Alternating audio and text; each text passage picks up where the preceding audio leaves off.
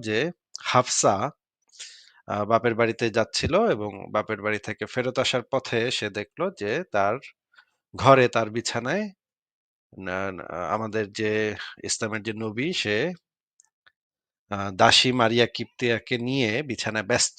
এটা হাফসা এসে দেখে ফেললো তার ঘরে, হাফসার ঘরে।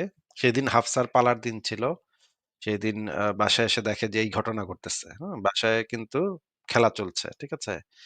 এখন এই যে এইটা দেখার পরে সে কান্নায় ভেঙে পড়ল। এই যে এই ঘটনাগুলা যে আমরা বললাম, এই ঘটনাগুলো আমরা কোথায় পেলাম? এগুলা কি নিশ্চয়ই নাস্তিকরা বানায়, বানায় বলতেছে, তাই না? নাস্তিকরা তো খালি ইসলামের নামে মিথ্যাচার বানিয়ে, বানিয়ে বলে, মিথ্যাচার করে। তো আমরা একটু দেখি যে এই ঘটনাটা কতটুকু ইসলাম সম্মত আর কতটুকু আ নাস্তিকরা বানিয়ে, বানিয়ে বলে কিনা সেটা আমরা একটু দেখি, একটু পড়ে দেখি। ১ম এ আমি সেই জিনিসটা একটু দেখাচ্ছি আপনাদেরকে। ১ম এ আমরা আল বিদায়া ওয়ান নিহায়া গ্রন্থতে চলে যাই।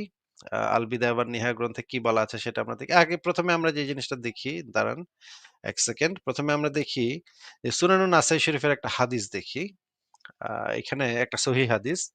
এই হাদিসের ৩৯৬১ নম্বর হাদিস। এখানে বলা হচ্ছে ইব্রাহিম ইবনে ইউনুস ইবনে মোহাম্মদ হারামি আনাস থেকে বর্ণিত। তিনি বলেন, রাসূলুল্লাহর কাছে একটি বাদী ছিল যার সাথে রাসূলুল্লাহ সাল্লাল্লাহু আলাইহি সাল্লাম সহবাস করতেন।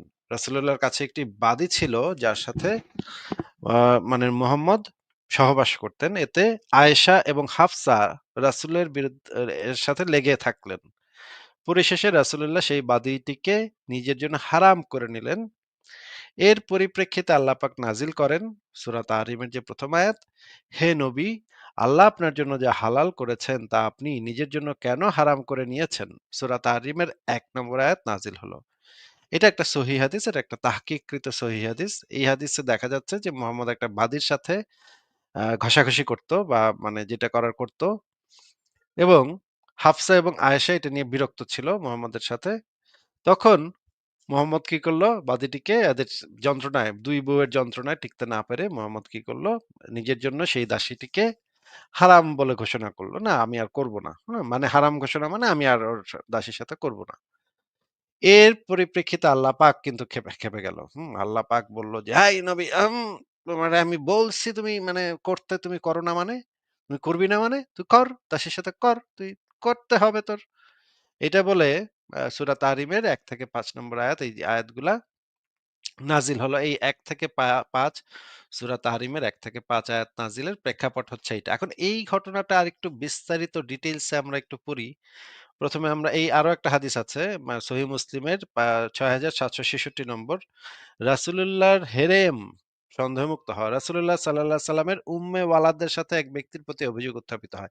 এই উম্মে ওয়ালাদ মানে হচ্ছে যার সাথে বিয়ে হয় নাই কিন্তু পেটে বাচ্চা চলে আসছে এদেরকে বলা হয় উম্মে ওয়ালাদ মানে সন্তানের মা। এরা স্ত্রী না কিন্তু পেটে বাচ্চা চলে আসছে। এখন কিভাবে বাচ্চা চলে আসে সেটা নিশ্চয়ই আপনারা জানেন যে পেটে বাচ্চা কিভাবে আসতে পারে, বিয়ে না করে পেটে বাচ্চা কিভাবে আসতে পারে সেটা নিশ্চয়ই আপনারা জানেন, বোঝেন। যারা মানে একটু এই জিনিসগুলা মানে একটা অ্যাডাল্ট যারা আছেন তারা মাত্রই বোঝেন। এখন আমরা দেখি যে এই বিষয়ে আ আল বিদায়া ওয়ান নিহায়া ইসলামিক ফাউন্ডেশন ৫ম খণ্ড পৃষ্ঠা নম্বর ৪৯৭, ৪৯৮ তে কি লেখা আছে আমরা একটু পড়ি। এখানে লেখা আছে নবী করিম এর বাদীগণের বিবরণ। এখানে বলা আছে নবী করিমের বাদী ছিল ২ জন। এদের মধ্যে একজন মারিয়া বিনতে শামুন কিপ্তি মিশরের আলেকজান্দ্রিয়ার শাসনকর্তা জুবাইর ইবনে মিনা নবী এর সকাশে তাকে উপহার হিসেবে পাঠিয়েছিলেন। উপহার সামগ্রীর মধ্যে সঙ্গে আরো ছিলেন তার বোন শিরিন। দেখেন একটু ভালো করে পড়বেন। তার বোন শিরিনও ছিল। ২ টা মেয়েকে উপহার দিছে। মানে সে সময় মেয়েদেরকে বি গিফট করা এক শাসক আরেক শাসককে মেয়ে গিফট করত। যেরকম এখনকার দিনে একটা পুতুল বা একটা মানে এই যে রোবট গিফট করেছিল কয়েকদিন আগে বাংলাদেশে একটা রোবট গিফট করা হয়েছিল। সোফিয়া সেই কোন দেশে যেন একটা রোবট গিফট করা হয়েছিল। বাংলাদেশ কিনা আমার খেয়াল নাই। কোন দেশ যেন একটা রোবট গিফট করল। এইরকম সেই সময় মেয়েদেরকে গিফট করা হতো। দাসীদেরকে গিফট করা হতো ভোগ করার জন্য। হ্যাঁ? এই উপহার সামগ্রী কেন নেয়? উপহার সামগ্রী তো নেয় ভোগের জন্য। হ্যাঁ?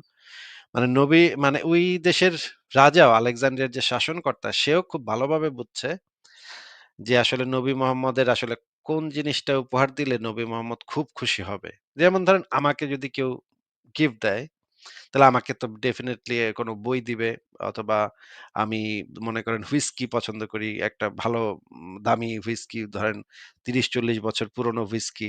এরকমের একটা জিনিস আমাকে দিবে। হুম?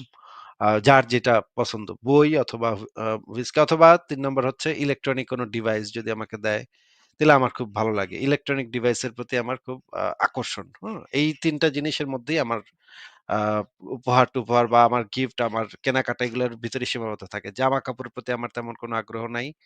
আর অন্য কোনো যে জিনিসপত্র সেগুলোর প্রতি আমার তেমন কোনো আগ্রহ নাই। এই ৩ টা জিনিস মোটামুটি দিলে আমি খুব ভালো লাগে, হ্যাঁ?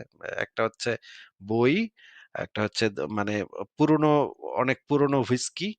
৩ নাম্বার হচ্ছে গিয়ে যদি হয় এটা কোনো আ মনে করেন যে ইলেকট্রনিক ডিভাইস, হ্যাঁ?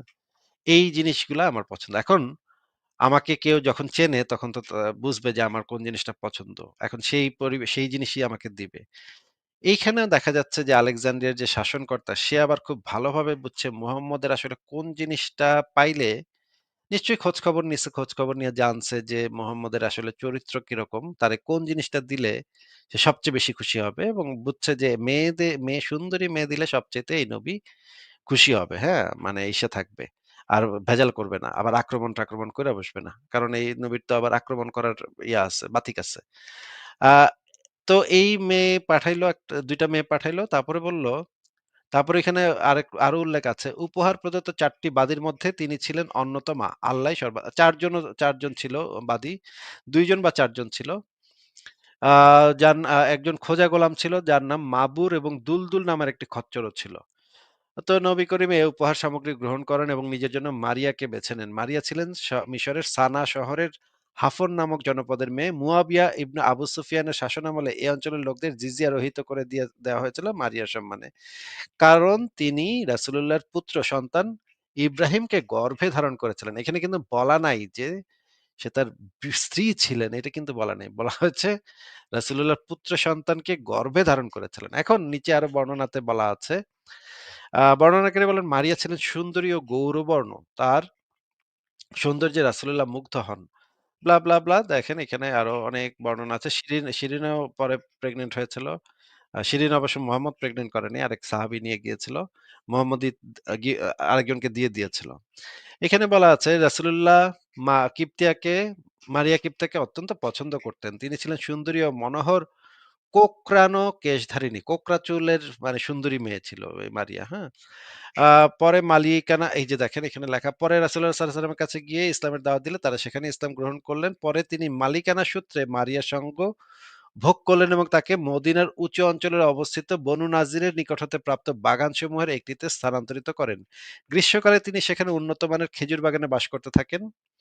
নবী করিম সেখানেই তার কাছে যাতায়াত করতেন। তিনি ছিলেন ধর্মপ্রাণ মহিলা। অন্যদিকে মারিয়ার গর্ভে পুত্র সন্তান জন্ম হয়। নিচে আরো বলা আছে রাসূলুল্লাহ সাল্লাল্লাহু আলাইহি ওয়াসাল্লামের বিবিগণ এতে ঈর্ষাবোধ করতে লাগলেন এবং মারিয়ার ঘরে নবী এর সন্তান লাভে তাদের মন ভারী হয়ে গেল। এখন এরপরে যেটা বলা আছে, তিনি মারিয়ার সন্তান জন্ম দিলে রাসূলুল্লাহ বললেন তার সন্তান তাকে মুক্ত করে দিয়েছে। মানে ইম্মা ওয়ালাদ হয়ে গেছে, হ্যাঁ? আচ্ছা ঠিক আছে। এরপরে যে জিনিসটা আমরা দেখি যে আ এই যে যেই ঘটনাটা, সেই ঘটনাটা আমরা এখন একটু পড়ি। এটা আপনারা পাবেন তাফসিরে জালালাইনে তাফসিরে জালালাইনের ইসলামিয়া কুতুবখানা প্রকাশনী ৬ষ্ঠ খণ্ড পৃষ্ঠা নম্বর ৬০৩ থেকে ৬০৪ আমরা একটু পড়ে দেখি এখানে কি লেখা আছে। এই যে সূরা তাহরিমের যে তাফসির সেখানে সেই অংশটাতে লেখা আছে। এই সূরা যাতে তাহরিম হারামকরণ সংক্রান্ত একটি ঘটনা উল্লেখ করা হয়েছে। সূরাটি নাজিলের সময়কাল। এই সূরায় তাহরিম তথা কোনো কিছু হারাম করে নেয়া সংক্রান্ত ঘটনার উল্লেখ করা হয়েছে। এ বিষয়ে ২ জন মহিলার নাম বিশেষভাবে উল্লেখ করা হয়েছে। এই ২ জন মহিলার তখন আচ্ছা একটু বড় করে দেই। দেখা যাচ্ছে না ঠিকভাবে। আ আপনারা দেখতে পাচ্ছেন যে এই ২ জন মহিলা তখন রাসূলুল্লাহর হেরেমভুক্ত ছিলেন। এদের একজন হলেন হযরত সাফিয়া, আরেকজন হলেন হযরত মারিয়ায়ে কিবতিয়া। খায়বর বিজয়ের পর রাসূলুল্লাহ সাথে সাফিয়ার বিবাহ হয়। খায়বর বিজয় সর্বসম্মতভাবে ৭ম হিজরীতে হয়েছিল। ২য় মহিলা হযরত মারিয়াকে ৭ম হিজরীতে মিশর অধিপতি মুকাউকাস নবী এর খেদমতে উপঢৌকন হিসেবে পাঠিয়েছিলেন। এসব ঐতিহাসিক ঘটনা হতে প্রায় নিশ্চিত হয়ে যায় যে সূরাটি ৭ম বা ৮ম হিজরীর কোনো এক সময় নাজিল হয়েছিল। নিচে বলা আছে, বর্ণিত আছে, রাসূলুল্লাহ নিজের স্ত্রীদের সাথে থাকার পালা নির্ধারণ করে দিয়েছিলেন।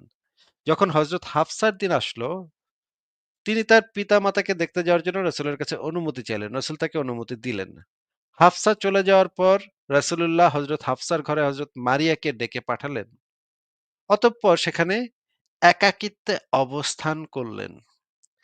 ইতিমধ্যেই হযরত হাফসা চলে আসলেন এবং তার ঘরে হযরত মারিয়া সহ রাসূলকে দেখতে পেলেন।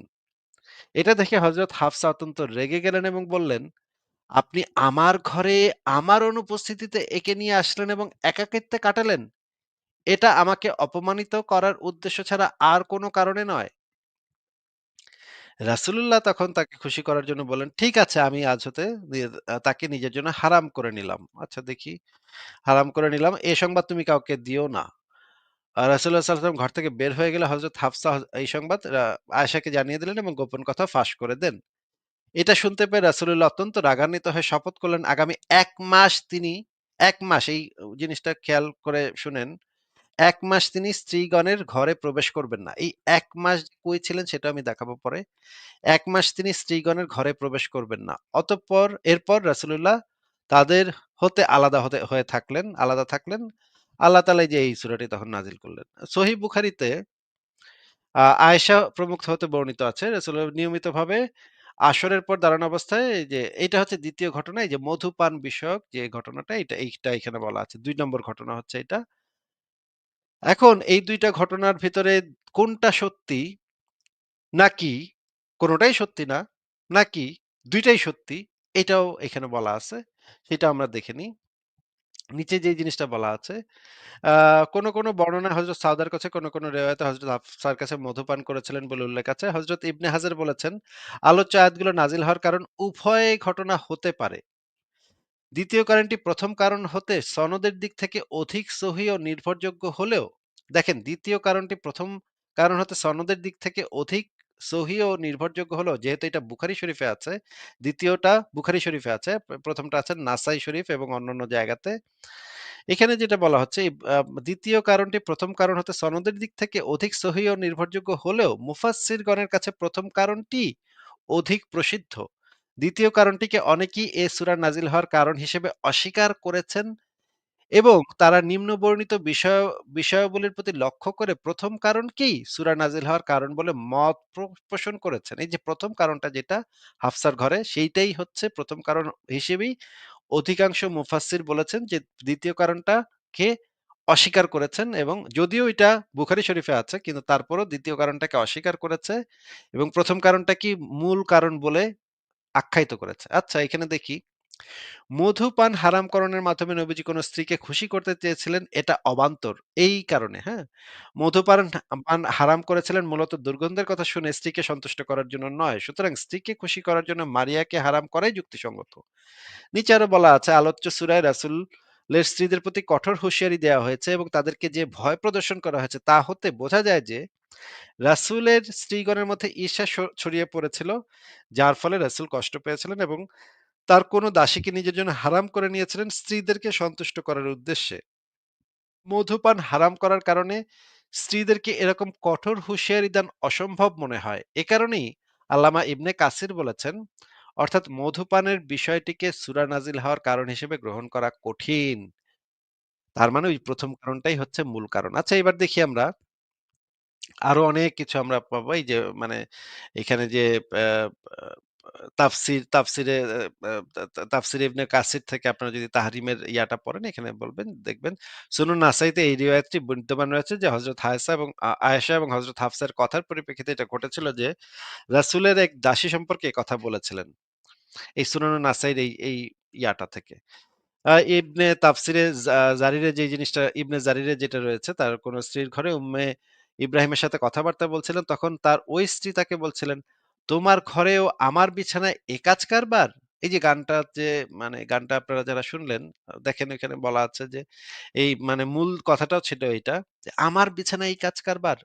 তখন রাসূল তাকে বললেন, "আমি তাকে আমার উপর হারাম করে নিলাম।" হুম? দেখেন মানে হাফসা এসে চিৎকার করে বলতেছিল, কান্নায় ভেঙে পড়ছিল এবং চিৎকার করে বলতেছিল। এই যে দেখেন এখানে আরো বলা আছে, হযরত ইবনে আব্বাস হযরত ওমরকে জিজ্ঞেস করেন, এই ২ জন স্ত্রীকে কে ছিলেন? উ হয হযরত ওমর বলেন, তারা ছিলেন হযরত আয়েশা ও হযরত হাফসা। উম্মে ইব্রাহিম কিবতিয়াকে কেন্দ্র করেই ঘটনার সূত্রপাত হয়। হযরত হাফসা এর ঘরে তার পালার দিনে রাসূলুল্লাহ সাল্লাল্লাহু আলাইহি ওয়াসাল্লাম হযরত মারিয়া কিবতিয়ার সাথে মিলিত হন। এতে হযরত হাফসা দুঃখিতা হন যে তার পালার দিনে তারই ঘরে ও তারই বিছানায় তিনি মারিয়ার সাথে মিলিত হলেন। রাসূলুল্লাহ সাল্লাল্লাহু আলাইহি ওয়াসাল্লাম হাফসাকে সন্তুষ্ট করার উদ্দেশ্যে বলে ফেলেন, আমি তাকে আমার উপর হারাম করে নিলাম। এই ঘটনা কারো কাছে বর্ণনা করো না। এতদ সত্ত্বেও হযরত হাফসা ঘটনাটি আয়েশার সামনে প্রকাশ করে দেন। নবী কাফারা আদায় করে স্বীয় কসম ভেঙে দেন এবং দাসীর সাথে মিলিত হন। এইবার আমরা দেখি যে আ এই বর্ণনাগুলো অনেকগুলা বর্ণনা আছে। আপনারা পড়ে নিতে পারেন। একটার পর একটা বর্ণনা আছে। অনেকগুলা বর্ণনা আছে। এখন আমরা দেখি যে আ সেই যে ১ মাস যে মানে মোহাম্মদ যে বাইরে মানে বউদের সাথে চেতাচেতি করে বের হয়ে গেল, ১ মাস কই ছিল? ১ মাস তার ঘরে আসে নাই। আ এখানে আরেকটা ইয়ে করে নেই। যে এখানে বলা হচ্ছে রাসূলুল্লাহ সাল্লাল্লাহু আলাইহি ওয়াসাল্লাম মায়ের সাথে মশগুল রয়েছেন তখন রাসূলুল্লাহ হাফসাকে বললেন, "তুমি এ খবর হযরত আয়েশাকে জানাবে না। আমি তোমাকে একটি সুসংবাদ দিচ্ছি। তা এই যে আমার ইন্তেকালের পর আমার খিলাফত হযরত আবু বকরের পর তোমার আব্বা লাভ করবেন। মানে এই কথাটা কাউরে বইলো না। ব বা না বললে তোমার বাপেরে আমি মানে ক্ষমতা দিব। খিলাফত পাবে তোমার বাপে।" হ্যাঁ? মানে হাফসাকে মোহাম্মদ একটা আ লোভ দেখাচ্ছে যে, "তুমি এটা এই কথা কাউরে বইলো না। আমি যে দাসীর সাথে করতেছিলাম এটা তুমি কাউরে বইলো না, হ্যাঁ? বললে কিন্তু সমস্যা আছে। তুমি তাইলে তোমার বাপেরে আমি ক্ষমতা দিয়ে দিব। হুম? খিলাফত দিয়ে দিব।" এই লোভটা দেখাচ্ছে এই হযরত হাফসাকে দেখেন। তারপরেও কিন্তু জানিয়ে দিয়েছিল। তারপরে এই আয়াতটি নাজিল হয় যে আ সূরা তাহরিমের এই ১ নম্বর আয়াতটি নাজিল হয়। আচ্ছা এই যে ১ মাস যে সময়, ১ মাস যে সময় সেই সময়টা কই ছিল সেটা এখন একটু দেখে নেই। ১ মাস সময়টা আ আবার অন্য জায়গাতে পাওয়া যায়। তাফসিরে মাঝারিতে এই জিনিসটা আবার পাওয়া যাবে।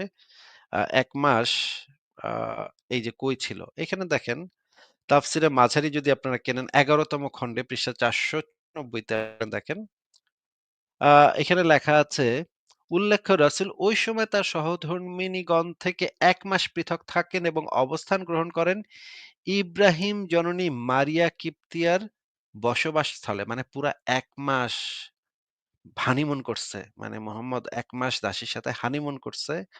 মানে স্ত্রীদের সাথে ঝগড়া কইরা-টইরা স্ত্রীদের সবাইরে হুমকি দিছিল যে, "তোমাদের সবাইরে একসাথে তালাক দিয়ে দিমু। খবরদার সবাইরে একসাথে তালাক দিয়ে দিমু। তোমার দাসীর সাথে করতে দাও না তোমরা? সবাইরে সব বিবিরে একসাথে তালাক। তালাক দিয়ে দিমু।" এই হুমকি দিয়ে সে ঘর থেকে যে বাইরিলো পুরা ১ টা মাস দরজা জানালা আটকায়া মানে মারিয়ার সাথে ছিল। হুম? এরপরেই তো বাচ্চাটা হইছে আরকি। এরপরেই যে বাচ্চাটা হওয়ার সেটা হইছে। এখানে আরো যে বর্ণনা আছে, জননী হাফসা তার প্রকোষ্ঠে প্রবেশ করে রাসূল ও মারিয়াকে দেখতে পেলেন। তে তিনি মানে রাসূল বললেন, "তো একথা মারিয়াকে জানিও না। আর একটি সুসংবাদ শোনো, আবু বকরের পরে খলিফা হবেন তোমার পিতা।" জননী হাফসা উঠে গিয়ে জননী আয়েশাকে সব জানালেন।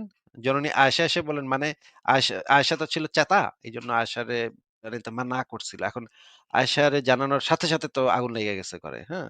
ঘরে আগুন লেগে গেছে। এখন আয়েশা নিশ্চয়ই নবীরে দিছে মানে মানে জুতার বাড়ি। তুই মানে বেটা তুই এতগুলা বিবি থাকার পরে তুই গেছস দাসীর সাথে করতে। আর এই যন্ত্রণা তো মোহাম্মদ সহ্য করতে পারে নাই। পরে সে সব বিবির একসাথে তালাক এবং এমনকি এক না মানে হাফসাকে তালাক দিয়েও পর্যন্ত দিছিল। এটাও হাদিসে আছে যে মানে হাফসাকে সে তালাক দিয়া ফেলছিল। হুম? জননী আয়েশা এসে বললেন, "মারিয়াকে আপনার জন্য নিষিদ্ধ করে নিন।" রাসূল তাই করলেন। পরে হাফসা জননীকে হাফসা আ জননী হাফসাকে শুধু বললেন, "কেন তুমি আয়েশাকে মারিয়ার কথা জানালে?" খেলাফতের বিষয়ে তিনি জননী হাফসাকে কিছু বললেন না। এই খেলাফতের বিষয়টা তখন হয়ে গেল। যে এটা তো কথা রাখে নাই।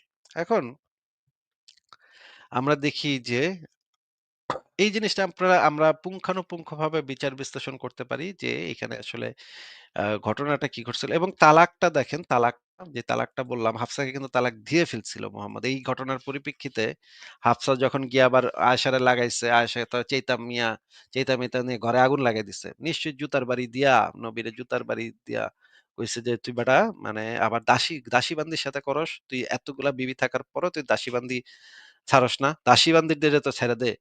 তখন মানে মোহাম্মদ চেইতা দেখেন, এটা হচ্ছে সুনান ইবনে মাজাহ ২০১৬ নম্বর হাদিস। এখানে ওমর ইবনুল খাত্তাব মানে একদম মানে ২য় খলিফা মানে হাফসার পিতা থেকে বর্ণিত। রাসূলুল্লাহ সাল্লাল্লাহু আলাইহি ওয়াসাল্লাম হাফসাকে তালাক দেন। অতঃপর তাকে ফিরিয়ে নেন। মানে তালাক দিছিল, তালাক দিয়ে আবার ফেরত নিছে। হ্যাঁ? তালাক দিয়া ফেলছিল, তালাক দিয়া ফেইলা আবার ফেরত নিছিল। এই ছিল